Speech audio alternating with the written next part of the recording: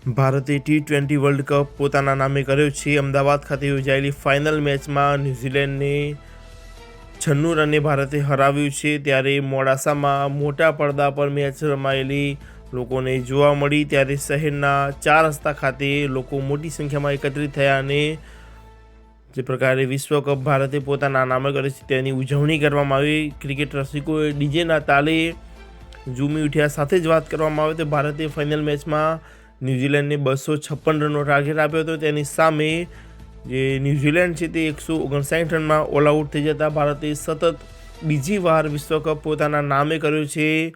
ભારત ઘર આંગણે world cup જીતનાર પહેલી ટીમ બની છે। સાથે જ જે અત્યાર સુધીની જેટલી પણ વર્લ્ડ કપ રમાયામાં ત્રીજી વાર વર્લ્ડ કપ જીતી અને એક ઐતિહાસિક જે સિદ્ધિ છે તે ભારતે પોતાના નામે કરી છે। ત્યારે મોડાસા ખાતે મોટી સંખ્યામાં જે ક્રિકેટ રસિકો છે તેમને આજની જે T20 વર્લ્ડ કપની ઉજવણી છે તે કરી, સાથે જ ભારતીય ટીમને શુભેચ્છાઓ પણ પાઠવી। આજે જ્યારે મોડાસા સાંસ્કૃતિક પાર્ટી પ્લોટ ઉપર જ્યારે અમદાવાદની જે નરેન્દ્ર મોદી સ્ટેડિયમ ઉપર જે મેચ જોવાનો આનંદ આવી રહ્યો છે તે મુજબ આપણે સંસ્કૃતિ પાર્ટી પ્લોટ દ્વારા LED સ્ક્રીનનું આયોજન કરવામાં આવ્યું હતું।